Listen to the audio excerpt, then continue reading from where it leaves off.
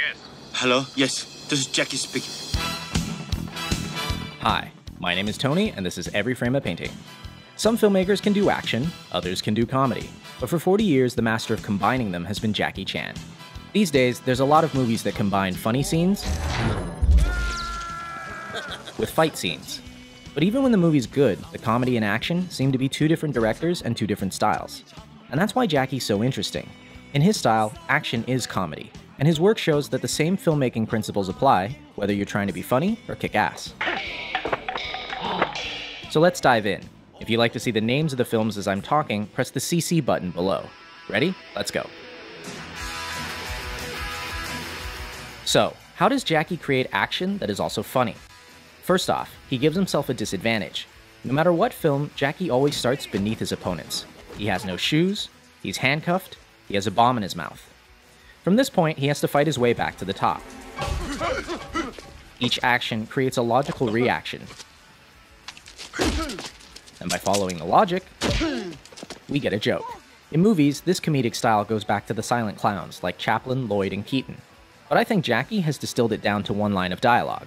Please! I said I don't want trouble! Because he's the underdog, Jackie has to get creative, which brings us to point number 2. He uses anything around him. This is the most famous aspect of his style. Take something familiar, do something unfamiliar. I've seen him fight with chairs, dresses, chopsticks, keyboards, Legos, refrigerators, and of course, not only does this make each fight organic and grounded, it also gives us jokes that couldn't happen anywhere else. Number 3, Jackie likes clarity. He doesn't do dark scenes where everything is color-corrected blue. If his opponent wears black, he wears white. And if his opponent's in white, then he's styling. His framing is so clear that in every shot, he's setting up the next bit of action. Here, even though we're watching the stuntman, 2/3 of the frame is the staircase. A few seconds later, we see why.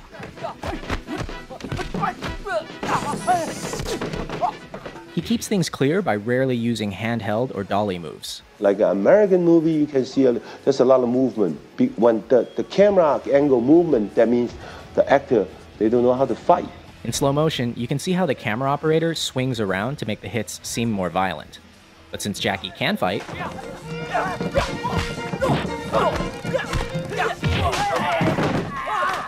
I never move my camera. Always steady, wide angle.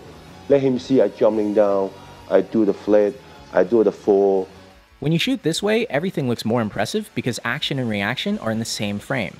Notice how you can always see Jackie, the car, and the wall at the same time. But a similar stunt from Rush Hour 3 never includes all of the elements in the same shot, and it doesn't work. The same principle applies to comedy. This shot, directed by Sammo Hung, shows us the punch, the bad guy's face, and Jackie's face all in one. Now check out the same gag in Shanghai Noon. Here, action and reaction are separate shots. It kinda works, but not nearly as well. Why don't more directors do this? Because of number 5. They don't have enough time. Jackie is a perfectionist, willing to do as many takes as necessary to get it right. And in Hong Kong, he's supported by the studio, which gives him months to shoot a fight. And the most difficult thing is when I throw the fan and coming back, more than 120 tick. Those kind of scenes, oh, Jackie, good. It's not good. You can do it. Except, do you have the patience or not? When I rewatch his work, these little things are the ones I'm most impressed by. He doesn't need to do them and they eat into his budget, but he still does them because he wants to. And it's that going above and beyond that I respect and admire. But in America, they don't allow you to do that, because the money just poof, poof, poof, poof. And his American work is missing something else. And there's a rhythm also into the way that the shots are performed and also the way they're edited. And Jackie said something very interesting that, that the audience don't know the rhythm's there until it's not there. Jackie's fight scenes have a distinct musical rhythm, a timing he works out on set with the performers. Ready, action, stay where you are. Stay where you are, don't chase me. Boom, boom. Then, boom, see? Everybody looks good. Even experienced martial artists have trouble with it. In his earliest films, you see him learning the timing from Yuan Heping, and it's very much like Chinese opera. But by the mid-80s, working with his own stunt team, he had something totally unique. In America, many directors and editors don't understand this timing, and they ruin it by cutting on every single hit. But in Hong Kong, directors hold their shots long enough for the audience to feel the rhythm.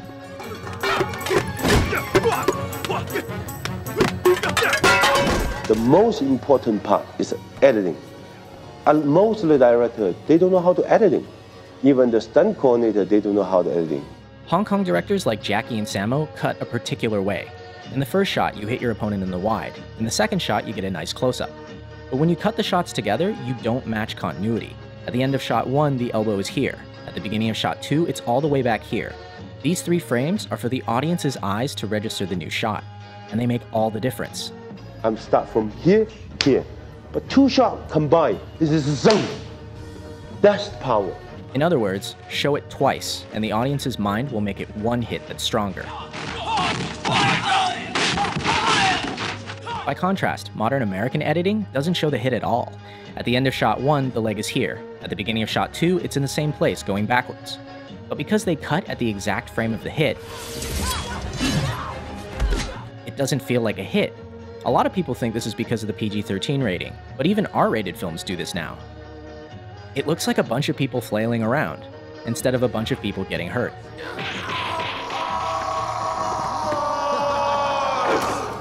Ouch! Which brings us to number 8, pain. Unlike a lot of action stars who try to look invincible,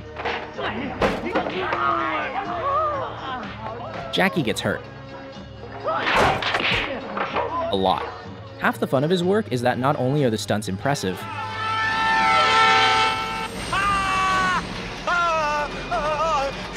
there's always room for a joke.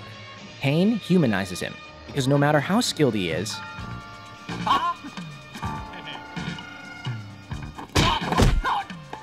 he still gets smacked in the face. In fact, Jackie's face may actually be his greatest asset. Many times the look he gives is all it takes to sell a joke, like when he does an entire fight holding a chicken. Or dressed as Chun-Li. And last, Jackie's style always ends with a real payoff for the audience. By fighting his way from the bottom, he earns the right to a spectacular finish.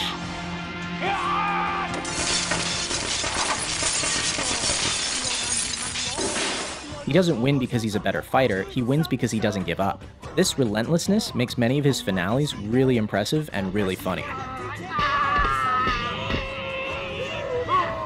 And it's in direct contrast to a lot of his American work, where bad guys are defeated because someone shoots them.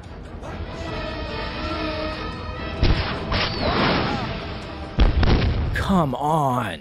But most of all, I think Jackie's style proves something. Action and comedy aren't that different. In both genres, we want to see our best performers. And I think a lot of modern action directors are failing completely. These actors are skilled artists, some of the best in the world. Why are the directors so unskilled? Why am I paying money to not see the action? Whatever you do the best you can, because the film live forever. No, because you know that they're raining and the actor don't have time. I said, would you go to every theater to tell the audience? No, the audience see on the theater, good movie, bad movie, that's all. Exactly. This work will last. And on that note, I leave you with the greatest death scene in film history.